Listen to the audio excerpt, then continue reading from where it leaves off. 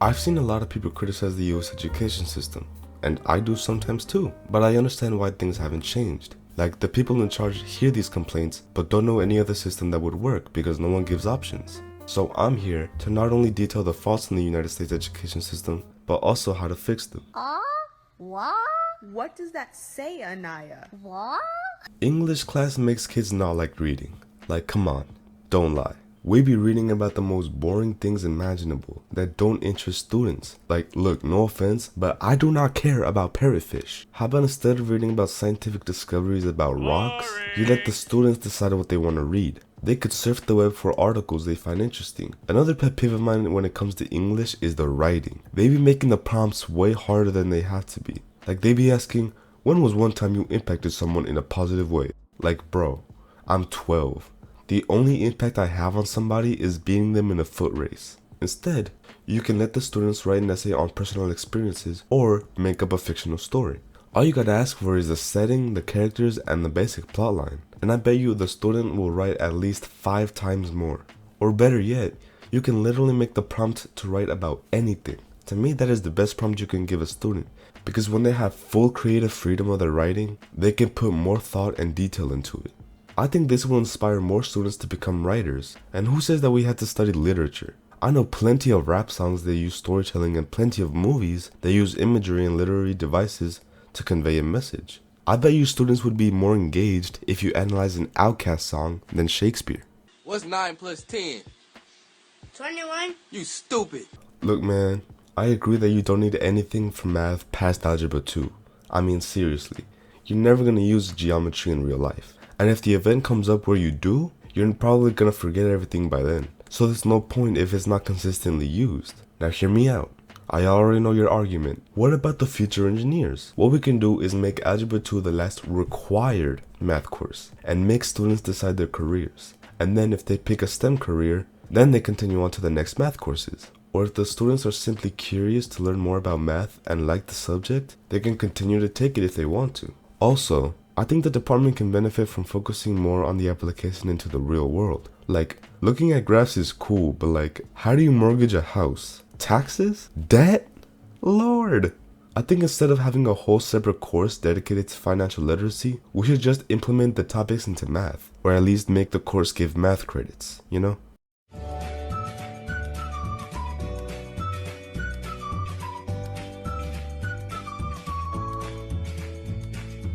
I honestly don't have any problems with the science department.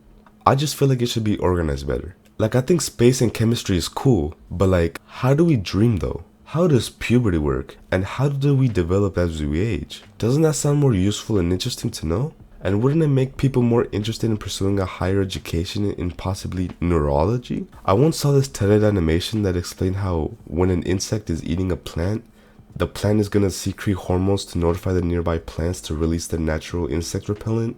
It's basically a guy getting beat up and then calling his boys like, look.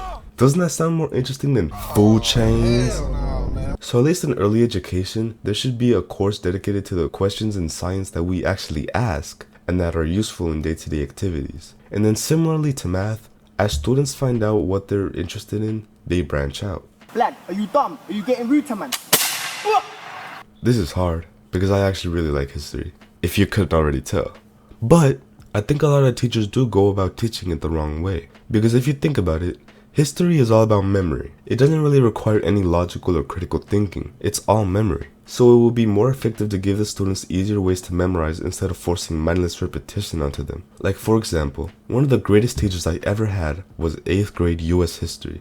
And he had this really nice way of making students remember the first 10 amendments of the Bill of Rights, which were, number 1, make your index finger like a 1 and pull it back and forth from your mouth. So like freedom of speech. 2, you make your fingers like a gun, like the right to bear arms. 3, you make a nice emoji, because the third amendment is no quartering of soldiers. The explanation for this was, he said, you can fit a quarter in the little hole. So like quartering, quarter, haha.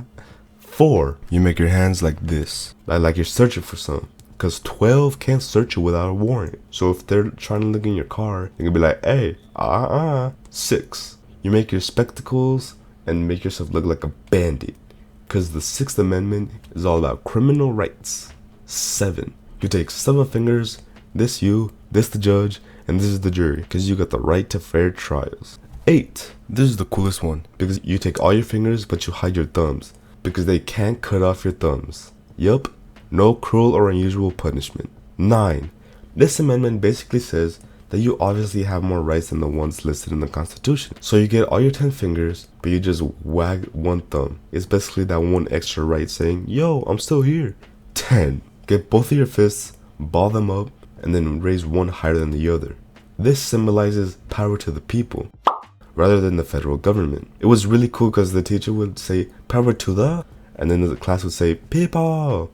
Power to the people. Yup, I know my rights. And it doesn't have to be hand signals, it can be a song. In my opinion, teaching history like that is more effective because it's more memorable and makes the subject more interesting. Starting today, if you score but your handshake sucks, we will trade you. Absolutely. That's ridiculous. Excuse me? What? This Who's guy. talking? Smart mouth over Smart here. I got beef with PE because a lot of people who coach seem to forget its whole purpose. The purpose of physical education is to teach children a healthy lifestyle and motivate them to exercise. So instead of making kids do lunges across the entire football field or making them do a push-up every time they breathe, you make them play sports. Use the PE period to expose children to as many sports as possible, because a random sport may have just become a kid's passion. And if that sport becomes the kid's passion, he'll start to work out for it and take care of his body to train for it. Anybody can make people work out, but it takes a coach to make people want to work out. ¿Dónde está la biblioteca? Me llamo T-Bone, la araña discoteca. Discoteca, muñeca, la biblioteca. Es el bigote grande, pero manteca. I honestly don't have anything to say about electives because, like, you get what you ask for. Like, it's obviously objective. Like, if you don't like an elective, like, that's on you. Like, who the hell chooses tech theater? Nah, I'm just playing. I actually really like tech theater. I find it interesting. It actually put me onto a lot of plays. But my point was that it's completely up to the student, and it's their interest and what they want to learn. And for the most part, they do their job as far as teaching you the actual good stuff. They also vary depending on school, so I can't really make a fair comparison. In summary, school courses should give students creative and cognitive freedom and teach the students what they want to learn and things that are actually useful. But that's just my opinion.